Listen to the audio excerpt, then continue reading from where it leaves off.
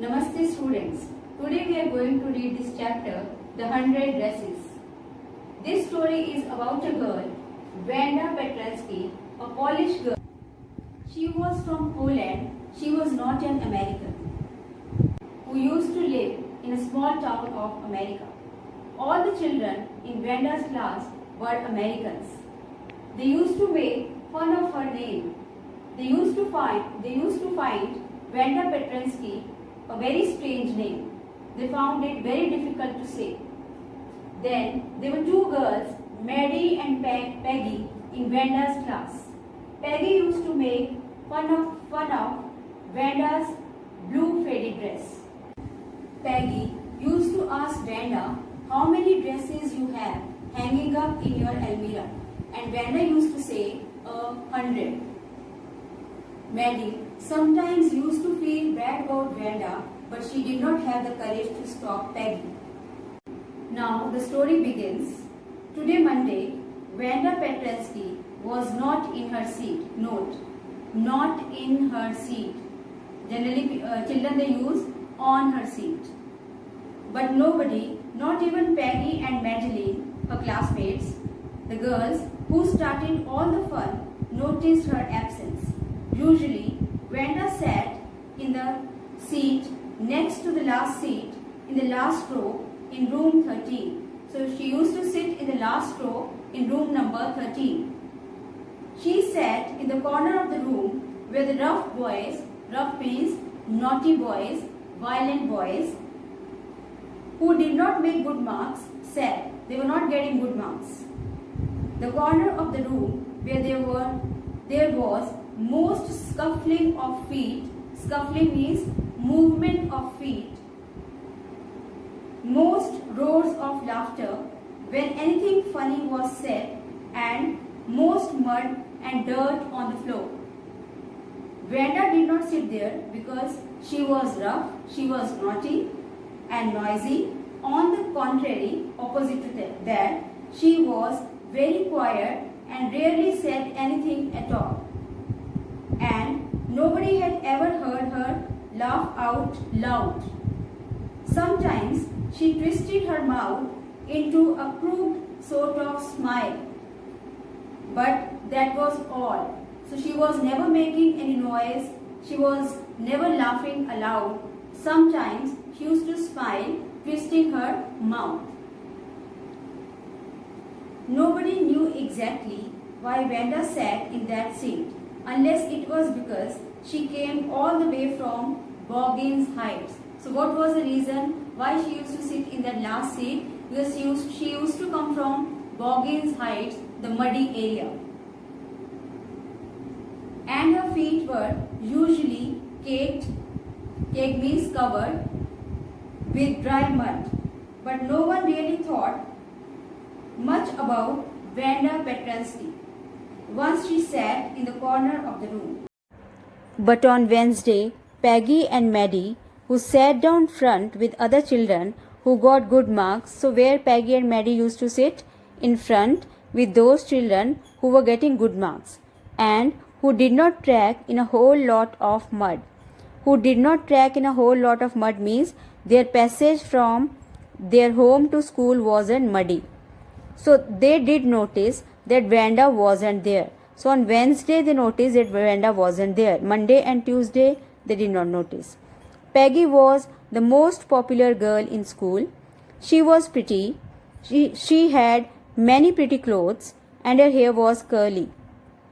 Maddie was her closest friend. Maddie was Peggy's closest friend. The reason Peggy and Maddie noticed Wanda's absence was because Wanda had made them late to school. So how Wanda had made Peggy and Maddie late to school? Peggy and Maddie, they kept waiting for Wanda to have some fun with her. Wanda Petransky. Most of the children in room 13 did not have names like that. Names like that means did not have such long names. They had names easy to say, short names like Thomas, Smith or Ellen. There was one boy named Bounce, Willie Bounce, and people thought that was funny. Children found even that name funny, but not funny in the same way that Petransky. Vanda did not have any friends. She came to school alone and went home alone. She always wore a faded blue dress that did not hang right. Did not hang right means did not fit her. It was clean. The dress was clean, but it looked as though it had never been ironed properly. Ironed means IRONED, pressed properly. She did not have any friends, but a lot of girls talked to her. So how come that she did not have any friends but a lot of girls talked to her? These girls talked to her just to have fun with her. Sometimes they surrounded her. Sometimes these girls surrounded Vanda in the schoolyard as she stood watching the little girls, as she used to watch the little girls play hopscotch. Hopscotch is a game that you call stapu on the worn hard ground.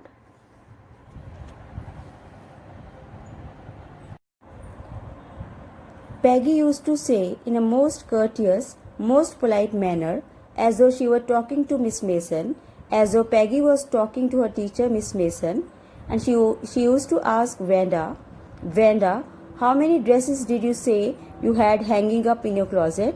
And Vanda used to reply, 100. And hearing this reply, all the little girls used to exclaim, used to speak in a surprising manner, that too incredulously, unbelievingly, and the little ones would stop playing, and other little girls also, who were playing hopscotch, who were playing stapu around, would stop playing and listen to Vanda's reply, 100 dresses. First question Peggy used to ask Vanda was that how many dresses she had in her closet, and second question she used to ask was how many shoes did you say you had? And Vanda used to say 60 pairs all lined up in my closet. And at this answer, cries of exaggerated politeness greeted this.